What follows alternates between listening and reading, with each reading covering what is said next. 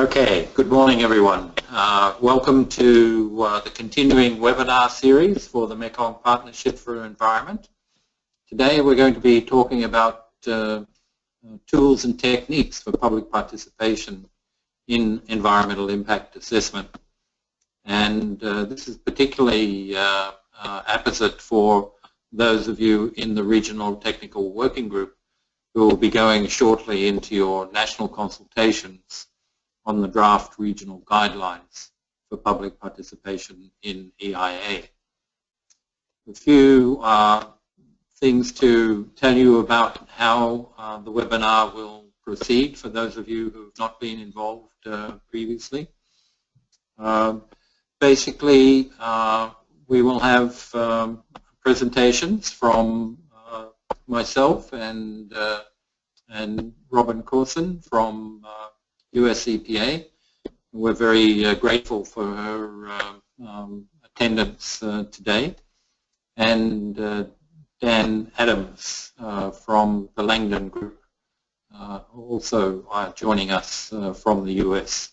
So we're very grateful for them being available late at night in the US. So thank you.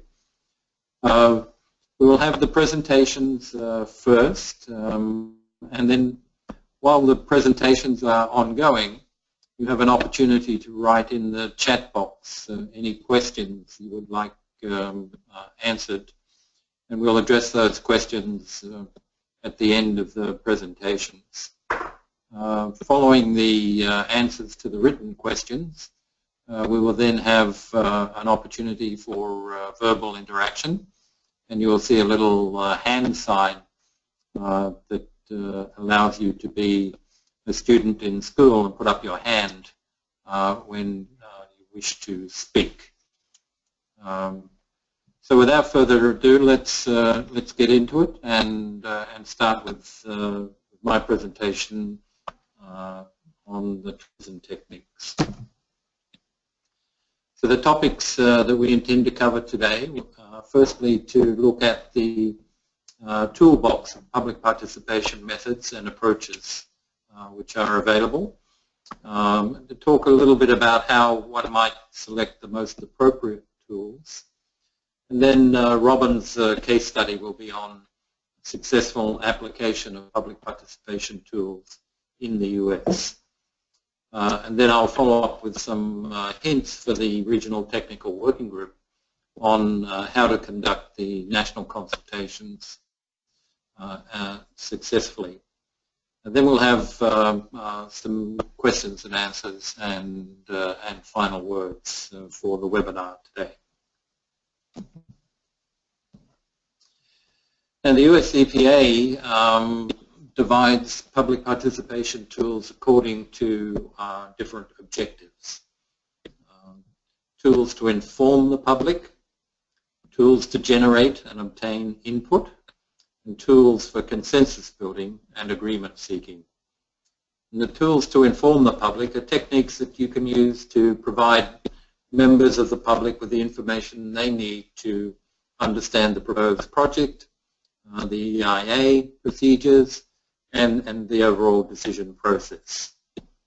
Tools to generate and obtain input, the techniques that you can use to obtain the public's input to the EIA preparation process and the overall decision processes. And that will include accessing ethnic and indigenous knowledge which may not be available in secondary data sources. And then finally, tools for consensus building and agreement seeking are the techniques that you can use to bring diverse groups of stakeholders together to engage in shared learning and decision making. And this webinar will look at the pros and cons of each of these groups of public participation tools. A reminder to those of you who have listened to the earlier webinars, and for those of you who are new to the webinar today, public participation is defined by the International Association for Public Participation, involves those people who are affected by a decision in the decision-making process. Public participation promotes sustainable decisions by providing participants with the information they need to be involved in a meaningful way, and it communicates back to participants how their input affects the overall decision.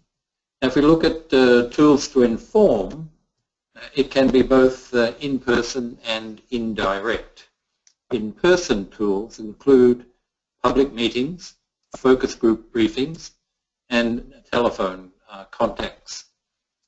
Public meetings are generally limited by the available room size and may need to be organized according to the time of day when people are available for a meeting.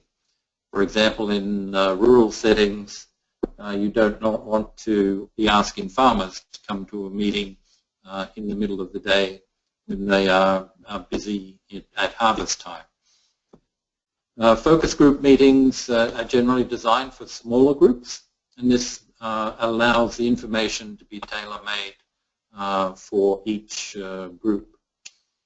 Telephone contacts are obviously tremendous at getting at each individual, but this requires a large amount of manpower to answer and or return calls, and also requires access to the phone numbers of the participants that you would like to contact. More remote access tools to inform include printed information, websites, information repositories, information hotlines, information kiosks, and the press and media. Printed information can be in the form of fact sheets, newsletters, and or bulletins, and this is unlimited in terms of the number of participants that can be reached, but obviously printing and mailing costs could be a consideration. It's not appropriate, however, if literacy is a significant issue, or if you have multiple languages and need to print in multiple languages. Websites, again, are unlimited. However, access can be an issue, and literacy issues there can be overcome by voice and video, or even comics. Information repositories are also unlimited, but can be geographically constrained by location. And of course, the information repositories these days don't necessarily have to be within a physical location. They can also be online. Information hotlines, again, internet access may be an issue. Information kiosks are very appropriate for local projects where you want to ensure that local people have access to the relevant information. And the press and media, of course, for larger projects with widespread interest. In terms of generating and obtaining inputs, some of the tools include interviews with individual or small groups, focus groups, study circles, public meetings and hearings, and public workshops. And these generally range from very small groups to larger groups, to the public meetings. Interviews are very good for learning about individual perspectives on issues regarding the proposed project.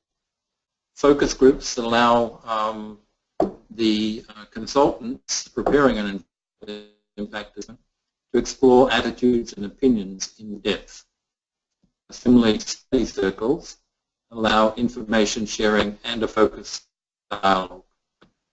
Public meetings are mostly useful for presenting information and receiving comments or feedback from the public, but may include some groups who feel not comfortable in presenting a public meeting. And similarly, public workshops are very good for dividing into multiple small groups and exchanging information and engaging in problem solving in small group settings.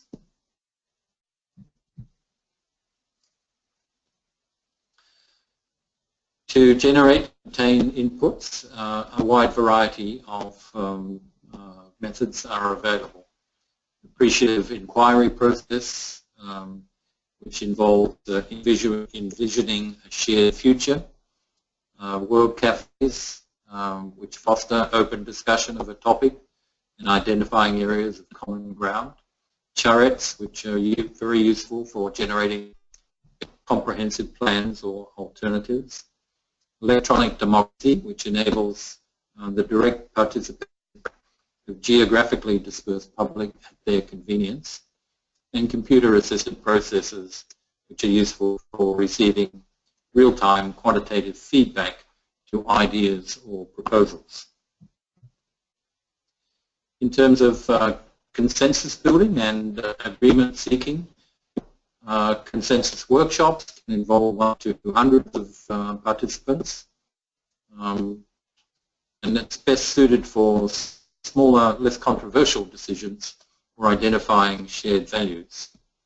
Advisory boards and small groups for longer term and complex processes. Computer-assisted processes again can deal with a large number of participants, and decisions can be well defined into small segments, but actually require the stakeholders to get together physically or to know each other. And then citizen juries are very useful for decisions that can be organized into clear options, alternatives. Now the World Bank also has its own toolbox for public participation. They divide their tools into workshop-based methods, community-based methods, methods for stakeholder consultation, and methods for social analysis, including gender analysis.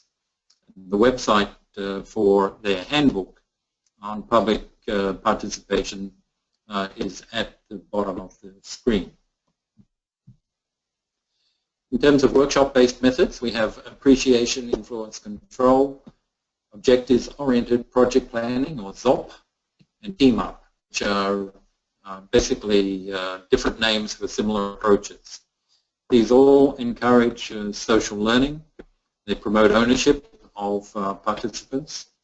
They're very useful for producing a visual matrix of the project plan and helps to establish the rules of the game and working relationships amongst the stakeholders. Some of the potential pitfalls, however, of workshop-based methods are that workshops need to be part of an overall plan to involve all stakeholders. As mentioned earlier, not all stakeholders are comfortable in workshop settings and may need to be given other alternatives for contributing. Measures need to be taken to give voice to less experienced public speakers or those who feel rather an inferior position at a public workshop. And the choice of workshop location needs to be accessible to local stakeholders.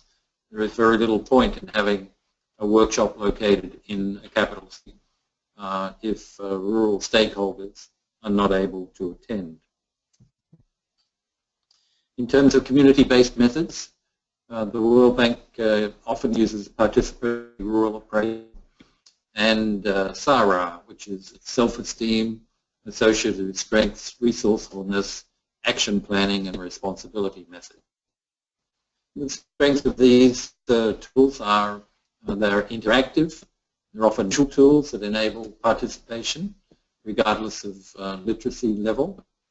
They demystify the research and planning process on everyday experience, and participants feel empowered by their participation and the sense that their contributions are really valued.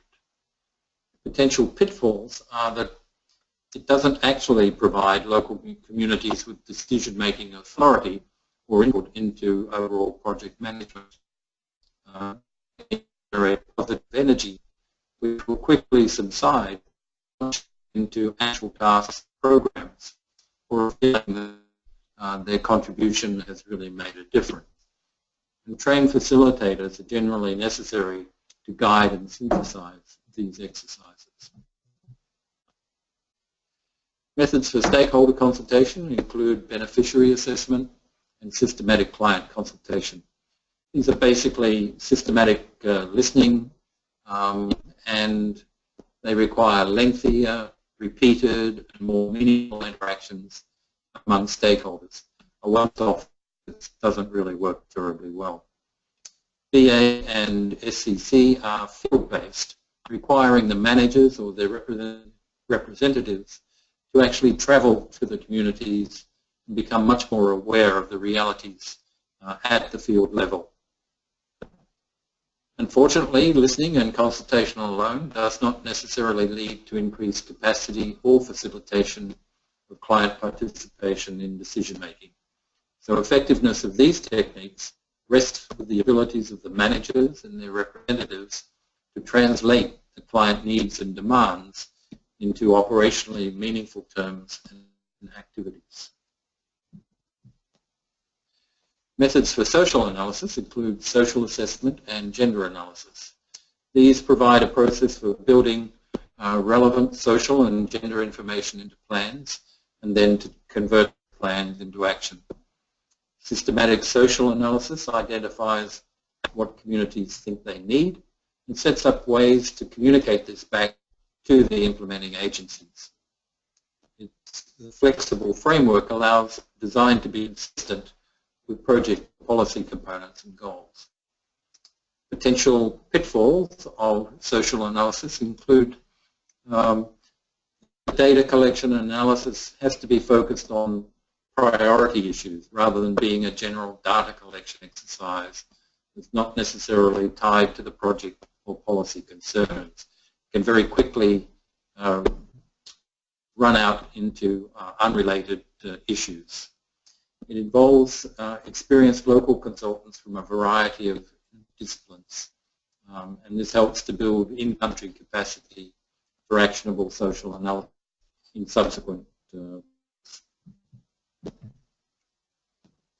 Now, how to select the best methods? Well, it really depends on the stage of the EIA process. One needs to consider if the tool is appropriate for each of the stages of the EIA process, from screening through to decision-making. It also depends on the scale of the project and any likely conflicts that will emerge. In terms of cost implications, it also depends on the level of contact desired. Is it direct or indirect, and are stakeholders to be contacted? It also depends on the ability to handle special interests and interest groups and potential conflicts. It depends on the degree of two-way communication desired, or is it really just one-way flow of communication? It depends on the objectives of the participation as indicated by the USEPA. Is it to inform or educate, to identify problems and values, get ideas and solve problems, provide feedback, evaluate solutions, resolve conflict, reach consensus, or is it all of those? And then, of course, the ultimate criteria are the available budget resources that are available for the public participation. There are different methods which are available to evaluate the various public participation tools, as indicated in this slide, where each of the tools is ranked against information, educate, identify problems and values, get ideas and solve problems, feedback, evaluate, and resolve conflict or reach consensus.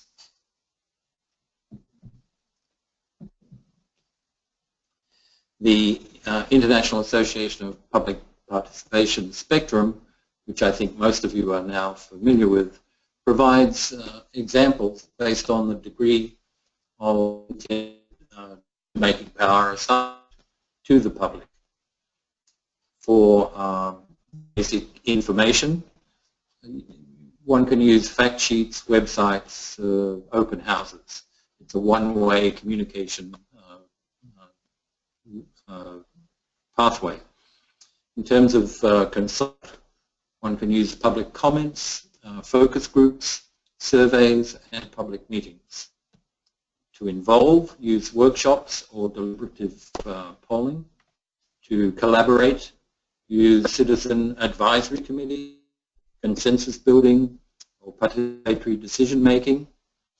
And ultimately, to empower the public, one can use citizen juries, ballots, delegated decision making. One can visualize these options according to the level of risk in the situation or simplicity or complexity of the information to be understood. Low levels of risk and simple information might best be addressed by information nights, awareness campaigns, or simple letterboxing. High levels of risk in the situation with potential for negative social and environmental impacts and complex information that might be difficult to understand could be best addressed through commissions of inquiry, independent advisory committees, or a consensus conference, as seen in the upper right-hand corner of this graphic. One can also use a checklist, and maybe for many of our countries this might be the simplest way of doing it. Looking at issues, what is the potential for conflict in this decision? What is the potential for social, environmental, or economic damage if the wrong decision is made? How many unknowns are there in the current decision-making environment? And how much information needs to be communicated for the public to ultimately understand the proposed project and the potential impacts? How much learning is required before the participants can effectively participate in the process? And how many abstract or scientific concepts need to be communicated before a decision can be made? And if one wants to get really complicated, there are decision trees that allow you to work through the decision process in a more systematic fashion.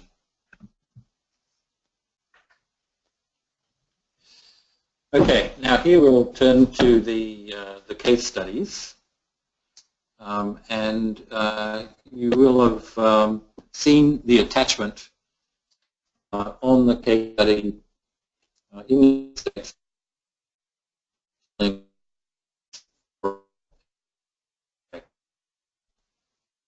some of the. Can you say that again? Starting from, you will see this case study words disappear. Okay. Take a look at the case studies, and you will see the attachment, which is a case study in the US by the Langdon Group on the West Davis Corridor Environmental Impact Statement. Some of the observations which emerged from this public participation process, which is still ongoing after 7 years. It has been a very extensive process that the Langdon found that it's really important to yourselves and public and build up trust with potentially affected stakeholders. Design your plan to meet the overall objectives of the proposed project. Use the previously outlined toolkit of techniques to engage stakeholders, solicit feedback, resolve concerns, and build consensus over a period of time. Where there are divergent interests, use collaborative processes to try and reach consensus. Scope early and focus on the key areas of interest and concern. Try not to get too diverted from the key areas of concern. Over a period of time in the West Davis Corridor, there were many hundreds of initial options And they have now been narrowed down to around 7, and the intention is to ultimately look at 2 of these options for the decision-making process. Throughout the process of public participation, continuously re-evaluate your plan to make sure that you are getting the feedback and input. Some of the conclusions from Dan Adams from the Langdon group were to develop a plan and trust the process. And very early on, engage with and collaborate with the stakeholders and public. Use a toolkit to support your design with all of the elements of the public participation spectrum.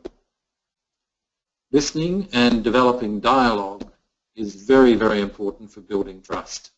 And it has to be proactive listening.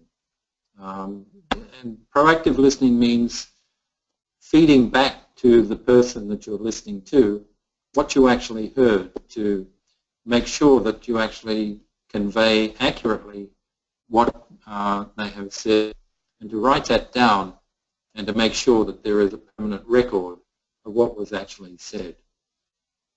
Identify key attitudes, issues and concerns very early on in the scoping of the process, because this helps to focus the design of the public participation process.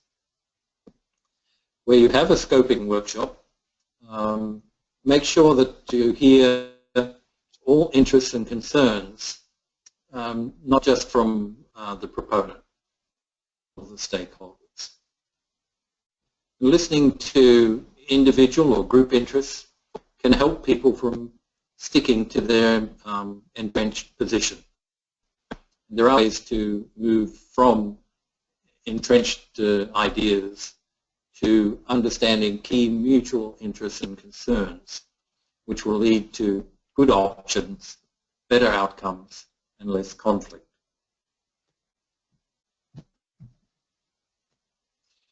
So from there we'll turn to our regional technical working group members who are moving into national consultations on the regional guidelines for public participation in EIA. And some hints that are drawn from the toolbox and from the case studies that were presented. Firstly, consider putting a cap of 2 or 3 participants from any one organization if you have limited capacity in the chosen venue. Very important that you don't end up with a large number of participants from one organization that will dominate the discussions. Make sure that all of your civil society networks are kept informed of the dates, the venue, the registration procedures, agenda, etc., so that none of them can complain later on that they didn't know that the national consultations were taking place. Make sure that no significant stakeholder is omitted. And consider using some icebreaker activity to create a friendly environment, especially where the NGOs, government, private sector participants might not have had much contact previously and don't really know each other. Perhaps even prior to the main event, consider some smaller focus group consultations to determine any points of conflict between key stakeholder groups so that you could then work out a strategy how to deal with those. Definitely consider using a professional, independent facilitator. This was one of the key success factors for the West Davis Corridor public participation process. Post the draft regional guidelines online several weeks before the main consultation, inviting comments on the document, and then present the summary of the comments received at the National Consultation Workshop. Ensure that any difficult or foreign concepts are translated from English into the local language in a way that is fully understood, so that nothing is actually lost in translation. Then during the national consultations, ensure that the quietest people in the room are given an opportunity to speak, as they may actually be the most thoughtful and have some of the best ideas. Make it clear that all ideas are worthwhile and nothing is rejected without being carefully considered. So some final words on the tools and techniques. Often a combination of public participation tools will be needed throughout the whole EIA process. Don't assume that a couple of public meetings or posting information online will actually be sufficient. Carefully choose the appropriate tools according to the desired objective and the intended degree of empowerment envisaged in the decision-making process. Make sure that the tools don't create an impression of increased empowerment when that is not actually intended. And learn from successful case studies as presented by Robin and Dan, and aim for continuous improvement in public participation. You won't get it right at first, but you will over time as you carry out continuous improvement in your public participation efforts. And just a reminder, the webinar materials can be downloaded at the AECEN and Mekong Eye websites. And at the end of our presentation, we will have a poll to get your feedback. Okay, now we'll turn to the written questions we have received. First question is from Mr. Sa Ong Tu, the Regional Technical Working Group on EIA from Myanmar.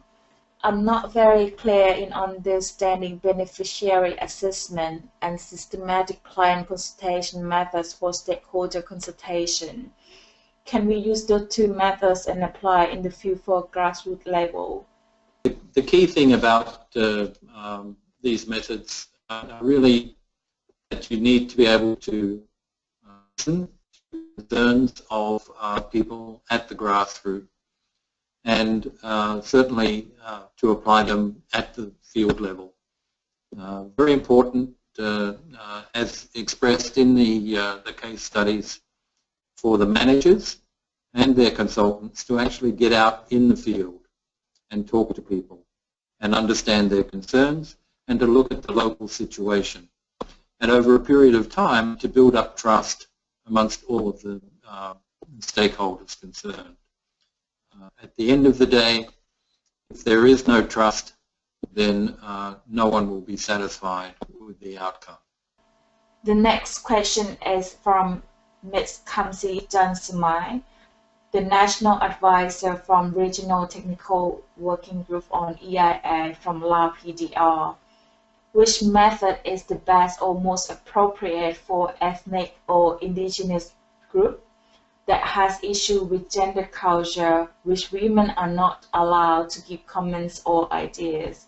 It's a very good question, and I think the simplest way to explain that is that it's very important when you're dealing with any vulnerable or underprivileged group or a group that feels excluded from the process, that you make every effort to find a way which is culturally and gender sensitive to getting access to those groups and seeking their opinions. And that might be done through, for example, having female-headed consultant teams to conduct focus groups with women in a village. It may require having an indigenous person as part of the team so he or she can communicate in the local language and can translate as necessary any concerns that might be coming from the community. Next question is from Dr. Peter King. How long did the West Davis Corridor environmental impact statement take, and what proportion of the total investment cost was allocated to the public participation? Of this magnitude are generally the proponents are a federal agency or a state agency working to get a federal permit, but somehow there is a federal connection to it. So that is why they are the proponents. They are the proponents and they pay for it. In your case, you have a proponent that might want to build a dam, and it's an individual or possibly it's the country. I don't know. It could be one or the other. But it would be a proponent that needs to bear these costs. Right.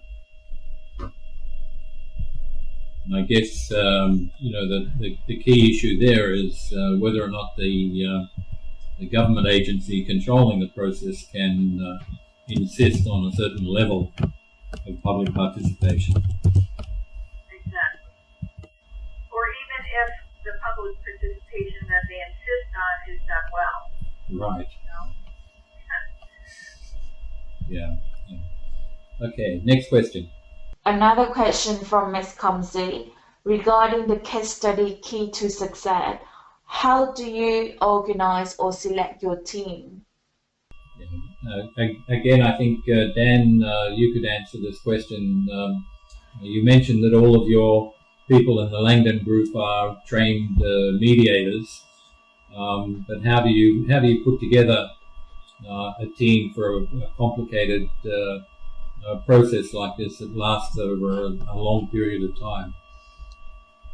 Yeah, good question. In this case, the state agency, the Utah Department of Transportation, they put out a request for proposals, goes through a competitive process that our team was selected. So in this case, we knew that there would be a need to have facilitation between agencies. We knew there would be a large media and social media component. We knew that there would be a need for people that could help resolve conflict. So we formed a team that we felt could help meet all those different needs, and we were selected through that competitive process. And I should point out that Dan led his team led not just the public participation process, but the other group of line ministries that were involved in the project, and met separately among those and the disagreement that existed among these line ministries or agencies for dispute resolution, because there were a very large number of wetlands that were going to be destroyed to avoid the home, or avoid the home to destroy wetlands. You're one or the other. You either take the homes or you take the wetlands. And there was that issue at the beginning as well. Yeah, great. Good. Next question. We also have comment from Ms. Chanagot Chasitpon, the Regional Technical Working Group member on EIA from Thailand. These slides are really great because they provide extensive list of tools for public participation which can be used in environmental impact assessment steps. This material can be attached to the regional guideline on public participation in EIA to elaborate more about possible public participation level that can occur in each step. I have few comments that would need your confirm or correction. The first one, before choosing public participation tools suggested in this slides, I think the team responsible for public participation in EIA should learn and understand the nature and dynamic of project affected people so that the public participation tool can be selected accordingly. The second comment, there is a need to assess the antagonistic level of local community prior to the project initiation. this issue needs to be addressed by specialists in conflict resolution and mediation. Well, Kun Chanakod, your observations are absolutely accurate. I would agree with both of those suggestions, Kun Chanakot.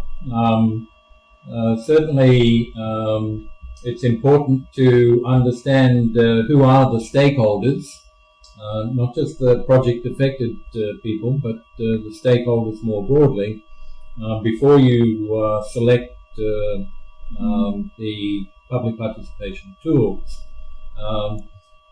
And that may be done through the screening stage also, where you're looking at not only whether or not an EIA is required, but who are the key stakeholders who may be affected by the project. And as I suggested in relation to the national consultations, quite often it might be useful to have small focus group discussions with key groups before you design the eventual public participation plan, because you want to try to avoid conflict wherever possible, rather than address the conflict once it arises. And I think Dan and Robin have both indicated how important it is to build an atmosphere of trust in the public participation process, and to be completely transparent. And I think that you have identified how important that is. Dan, Robin, anything to add? Yes. Another,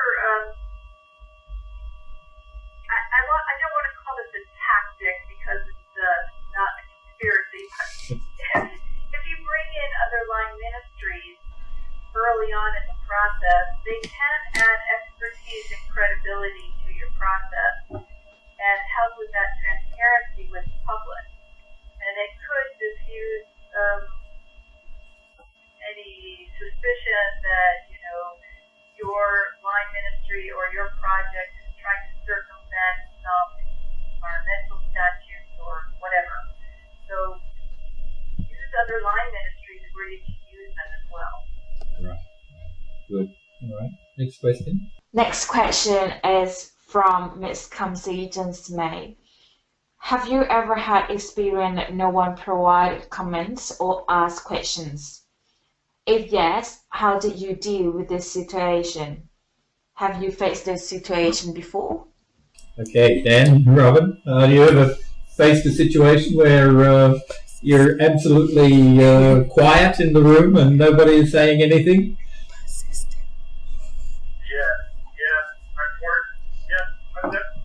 Every facilitator's worst fear is that no one will make any comments or ask a question. And it does happen sometimes. With a lot of times when it happens, I think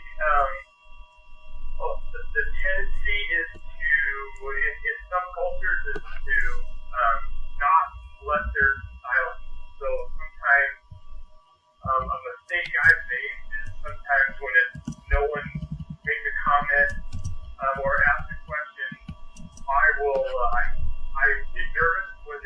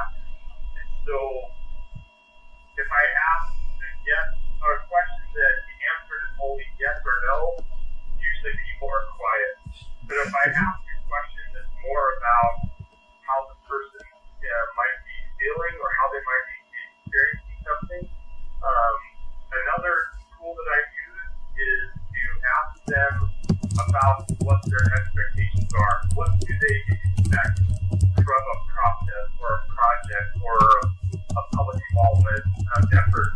A lot of times asking people about what their expectations are is guides them to get better response.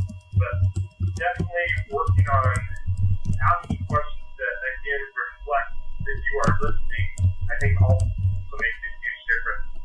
If people feel like that you care and that you're being authentic, they're much more likely to give answers. But I have another example too of working with tribal individuals on a project where the tribal leadership was in the room, and the reason the tribal members did not want to talk was they had a fear of retribution from the tribal leadership. So the first thing I did was break them up into 5 different small groups throughout the room without the tribal leaders present. And I asked them to talk about certain issues, but they still were fearful. So then I said, here are some sticky notes. Let's write down some of your issues on sticky notes anonymously. And then we began to put the sticky notes on the flip chart with no names assigned and clump the issues, and then they started to talk. So you have to figure out why are they not talking too, because sometimes it's a presence in the room. Sometimes it's just fear of getting started, I don't know enough, and I don't want to be the first one to talk. So there are different facilitation techniques to try. Okay, great advice. Thank you. We have series of questions from Mr. Panasot, the National Advisor on Regional Technical Working Group, member on EIA from Cambodia. The questions for Robin and Adam on case study. First question, did the relevant authorities support the public participation process? In my experience from Cambodia, the relevant authorities would, instead of supporting or assisting the process, be an obstacle to it. Okay, there's a series of questions here, but we'll address them one by one. Okay, so you want to hit the first one, Dan? yeah, you bet. An interesting thing happens here where the relevant authorities might publicly say that they support the process, and then what they'll do is they'll send people that work in their organization to attend meetings and be part of the process. But that authority often does not support the process. So they will say it to you, and they will send things from their organization indicating that they do. But the person that comes a lot of times is not empowered to be able to make decisions or to move the process forward. So one of the things that probably, if I were to say one of the biggest things I've learned doing this work is to find a way to get the relevant authorities engaged from the very beginning. And one of the tools I found to do that is to have the relevant authorities all in the same room at the same time, and often it's best done by just having the authorities in the room together, so that with their, it kind of goes to what was talked about earlier, that they're much more likely to speak openly and tell what their real interests are if they're in a room with the other authorities, their other peers. That's been something that has been really important to do, is to make sure that that decision-making level from whatever the agency is involved, that they are speaking with each other peer to peer. If I could have a do-over for projects that didn't go well, I could say that on almost every case that was part of the problem. Yeah, I absolutely agree with you, Dan. I think quite often in my experience, these government departments have never actually sat down and talked to each other. And you bring them together for the first time, and suddenly they start to realize they have common interests.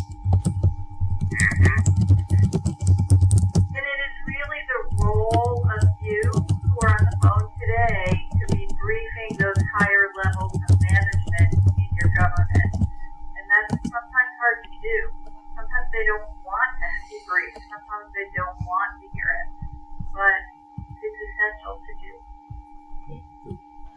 Okay. Another very simple tool is to also, when you are doing what Robin just described, of helping to get your leaders to engage, it's so important to be positive, to be talk about the good that can come from engaging.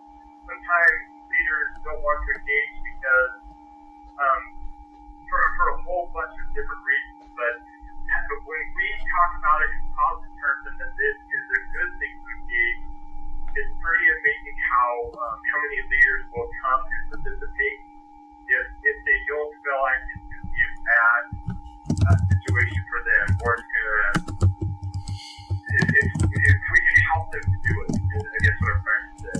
Right. Second question, who bear the cost of the public participation? It would be very serious for Cambodia if the government had to bear the cost. The situation of the Western Development Corridor was the state government that had to bear the costs of that because they were the project proponent. But I was wondering in the other case, Robin, where Canada got involved, was there any cost contribution from the Canadian government?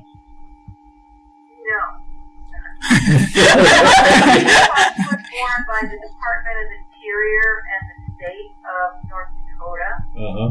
They implemented the entire project.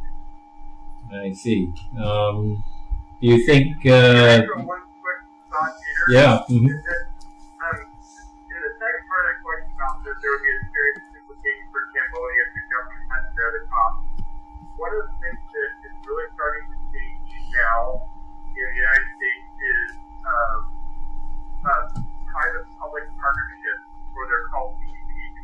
Mm-hmm. And the idea is that about having, sometimes there's private corporations that might be involved, and then maybe there might be funding from multiple government agencies. And what we're actually seeing is that when multiple sources are putting money to a collaborative effort, they're much more likely to engage and to be more engaged. And it kind of addresses the first question about the relevant authority support the public participation process. By their organization putting a little bit of money into it, they seem to engage much better. Right. So I think we're going to start to see that continue to grow, where even corporate interests and multiple government agencies contributing funding. Yeah, as you would say in the US, they have skin in the game. Yeah. The third question, what was the level of understanding of the project among different groups of stakeholders? The level of understanding of any given project in Cambodia among the stakeholders, especially the project affects people, is very low or even non-existent. The level of understanding in the very beginning was very low for the West Davis corridor, and I would say that for open houses and a lot of the grassroots business that we did with people were very much about informing and educating about it. The other thing that I would also throw as an interesting idea is that the use of video is really, really increasing now on complex projects in the United States. So that's a lot of times to be selected to do work, to do public engagement work. That's now even as part of the selection criteria is your ability to produce things like videos that help educate and inform the public. And so we've actually produced half a dozen videos for the West Davis Corridor project, and we were able to do them very inexpensively. And we found that a lot of people do those to really help to educate people. Just throw that as an idea. Yeah, I think that here in Asia we've also been seeing the use of physical models sometimes to explain the sort of the geographic layout of the project in the terrain. And then I guess increasingly people are looking at animations and things like that, so that they can explain alternative routes or alternative approaches. So some of the new media, I think, are really important in this area of educating stakeholders in terms of what the projects actually entail and what the possible impacts might be. Fourth question, how did the government see the Langdon group? What kind of entity are they? In Cambodia, only NGO would do this work. However, Cambodian NGOs are frequently seen as being affiliated with the opposition party. Therefore, their work would usually be supported by the public authorities. This is a very interesting question. The Langdon Group is a for-profit business. There are several other firms in the United States that are just like the Langdon Group, but their businesses are structured as a not-for-profit corporation. So it's how they pay their taxes, how they are structured. So it's you do have both of those exist in the United States.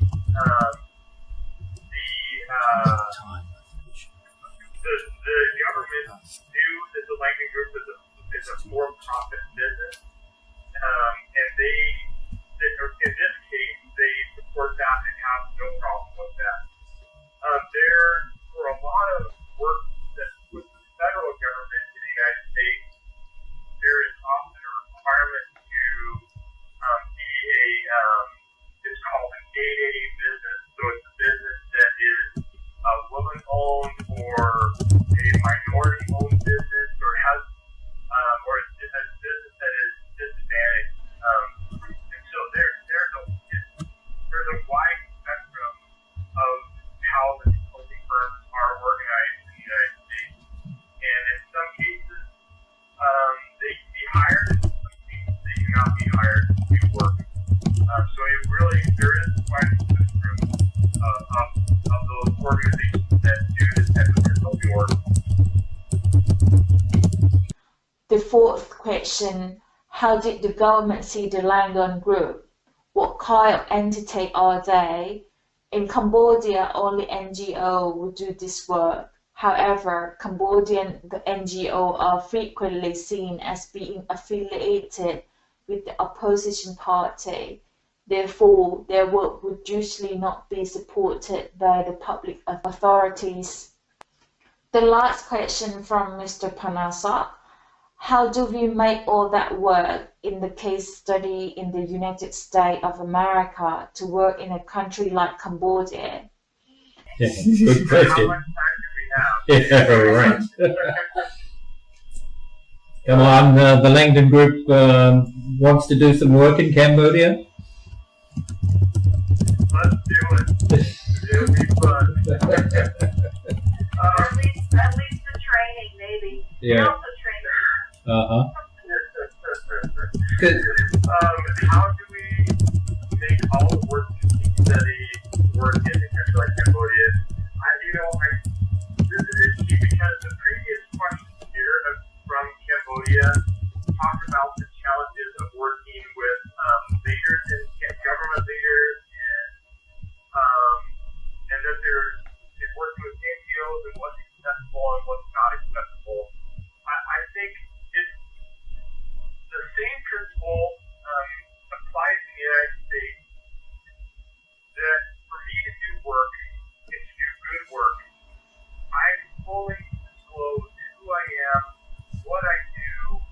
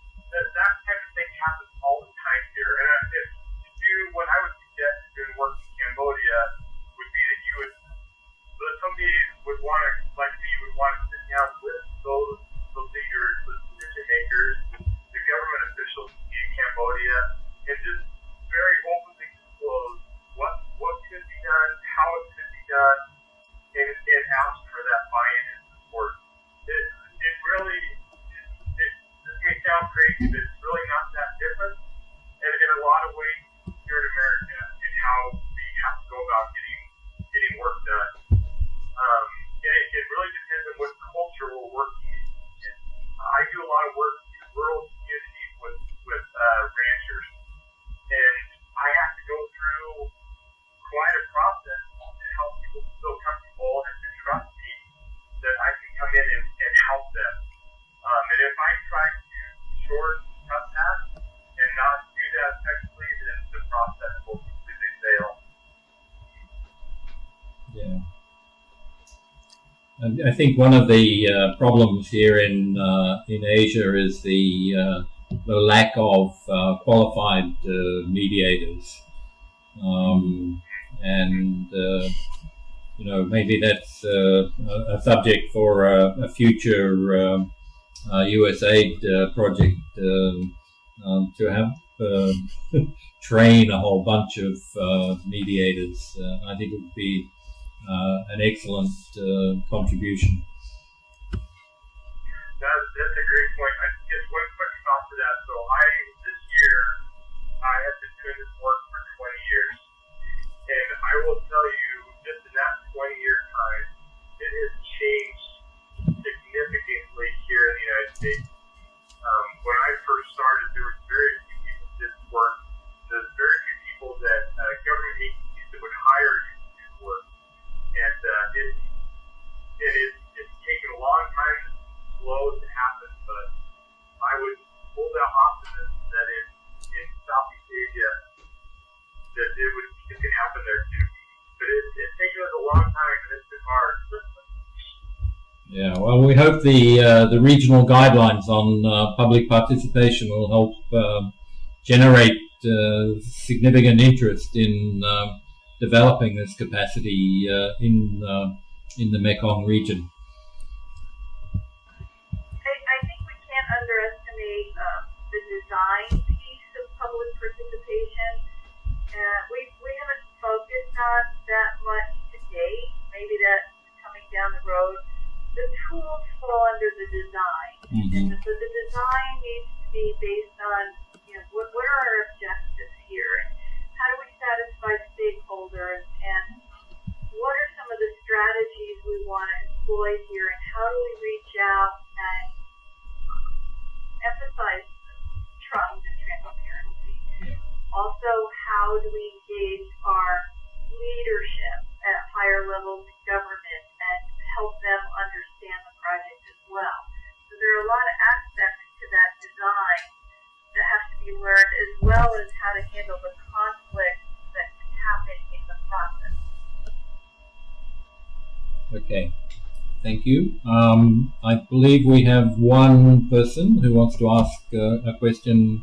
We have a final question from Mr. Martin Koze, the National Advisor from Regional Technical Working Group on EIA in Myanmar. Thanks everyone for the presentation. It's been very useful. I got a very specific and practical question. Given that working group is about to start their own consultation process and its consultation of documents that we are all invested in, how would you recommend we mentally and emotionally prepare to receive feedback from stakeholders on the work that they have done? I have one thought, because I had actually prepared a different presentation for today because I was off base, but one thought is to think about what's the worst thing that can happen here. I can't manage the meeting. It's a little bit of control of the meeting is lost, or how do I set a precedent for further meetings? What if they don't agree with me? If you're well prepared, you will be able to manage much of that. If you're well prepared and you have brief strategies, and think about the questions that can arise. Dan's always really great about that. Here are the questions that will come up, and let's think them through, and let's think through the answers we have. And then the optimal outcome is that people collaborate, that they follow a process for mutual understanding and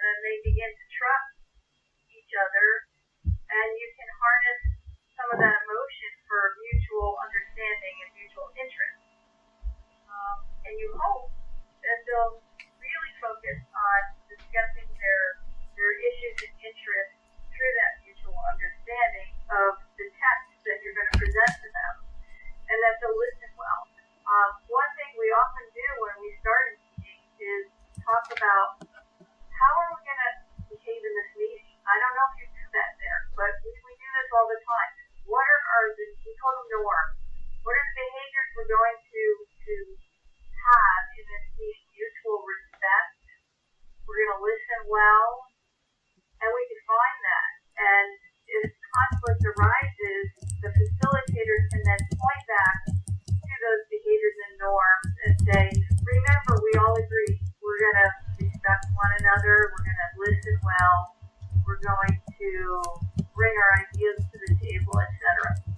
It's just one very easy facilitation technique. And Martin, you'll recall that Robert actually has those pinned up on the board every time we have an RTWG meeting. I think that's very good advice.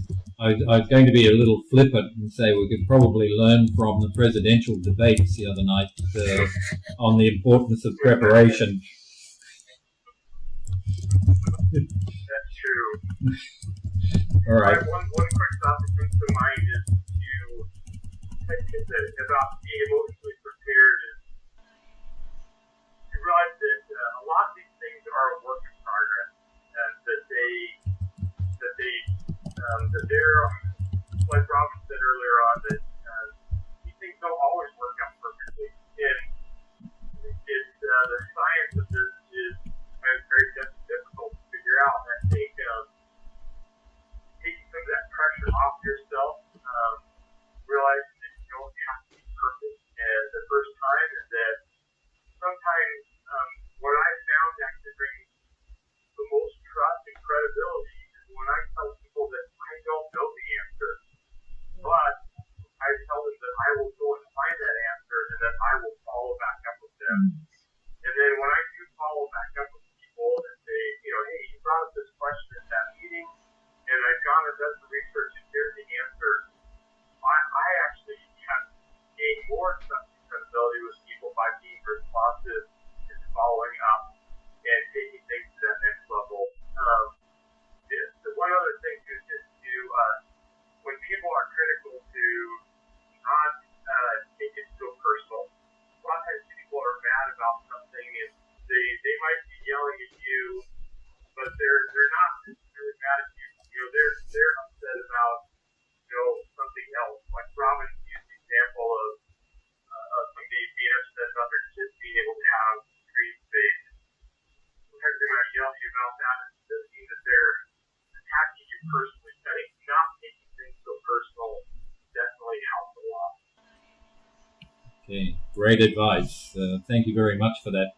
Now, I'm very much aware of what the time is in the US. While we could talk about this all day here in Bangkok, I think we should allow Robin in particular to get some rest.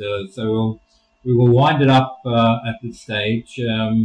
And I would just remind you that we'll have a follow-up poll survey after our webinar.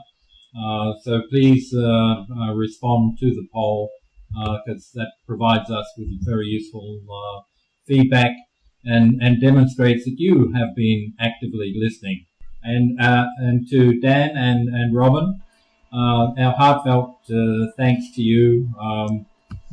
It's been a really great contribution and I think one of the more interesting webinars we've had. So thank you very much. Thank you very much, Robin. Thanks, Dan. Thank you. Bye-bye. Bye-bye. Bye-bye.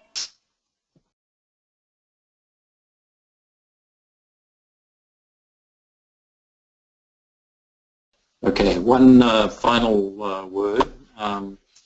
You will, for those of you who actually participated in the webinar, you'll see that this is an abridged version, partly because the audio file of the original webinar was corrupted.